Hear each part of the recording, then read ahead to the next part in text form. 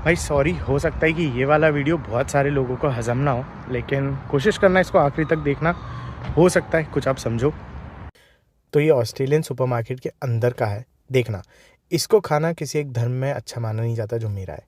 वहीं एक अलग धर्म के लोग हैं जो इस चीज़ को खाना अच्छा नहीं मानते।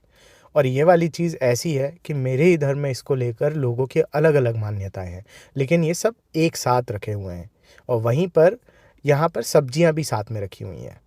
अब आप स्टोर के बाहर देखोगे ना, तो ना तो कोई दल के लोग इसको बंद करवाने आए हैं लाठी डंडा लेकर, ना कोई लोग धरना दे के बैठे हैं, क्योंकि इन लोगों के लिए ना और भी चीज़ें प्रायोरिटी में है। जैसे इनके लिए ज़रूरी है कि इनकी रोड्स साफ़ सुथरी हो और बिना गड्ढों की हो, क्योंकि भैया गड्ढे किसी एक धर्म के लोगों को देखकर अपने आप हट नहीं जाते, सबको बराबरी से नुकसान पहुंचाते हैं।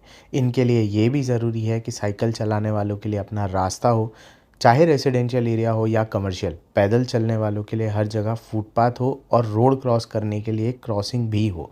सबसे ज़्यादा ज़रूरी ये भी है कि सब जगह पीने का साफ़ पानी हो और सांस लेने के लिए बिना पोल्यूशन की ताज़ा हवा हो, क्योंकि टाइफाइड और अस्थमा किसी का सरनेम पूछ कर नहीं होता। इनके लिए ये भी ज़रूरी है कि खुले मैदान हो, और ज़रूरी है कि इनके बच्चों के लिए हर 2 किलोमीटर में पार्क्स हो और बड़ों के लिए एक्सरसाइज करने की फ्री सुविधा हो। भले ही ये अपने घरों में बाउंड्री ना बनवाएं, लेकिन इनके लिए ये भी ज़रूरी है कि इनकी सेफ्टी हमेशा बनी रहे। भैया इंसान तो ठीक ही है, इनके लिए ये भी ज़रूरी है कि इनके जानवरों के लिए को खेलने के लिए अलग से पार्क्स भी हो। ये भी ज़रूरी है कि अच्छी रोड्स के साथ अच्छा पब्लिक ट्रांसपोर्ट सिस्टम भी हो। तो इस तरीके से अगर मैं मुद्दे बताने जाऊँ ना तो पूरा दिन निकल जाएगा, लेकिन जो मुद्दे, बेसिक मुद्दे मैंने बताए ना, अगर उनके लिए कोई जाके वाकई में आवाज़ उठा लेना, तो हमारा जो क्वालिटी ऑफ लाइफ का इंडेक्स है, जो हमारा हैप्पीनेस इंडेक्स है, अपने आप ऊपर आ जाएगा। और वो मुद्दे जो सालों से चले आ रहे हैं उस पर किसी का ध्यान ही नहीं जाएगा।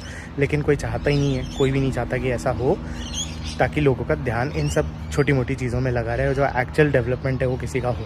और रही बात इन दलों की ना, तो मुझे समझ में नहीं आता। मेरा हिंदू धर्म तो ये नहीं सिखाता कि किसी को जाके डराओ धमकाओ।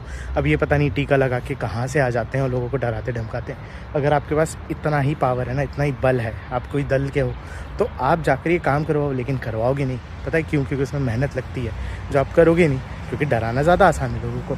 और रही बात पॉलिटिशियंस की, यार मुझे आप मतलब समझ ही नहीं आता कि जब ये लोग बाहर विदेश यात्रा पे जाते हैं तो ये बाहर जाके ऑब्जर्व क्या करते हैं, देखते क्या है। मतलब बाहर निकलो ना तो ये देखो, देखते ही समझ में आता है कि आम आदमी किस तरीके से रह रहा है। लेकिन मुझे ऐसा लगता है कि जब ये यूएस या जापान जाते हैं ना, तो ये एक्चुअली रशिया और थाईलैंड के दर्शन करके आते हैं।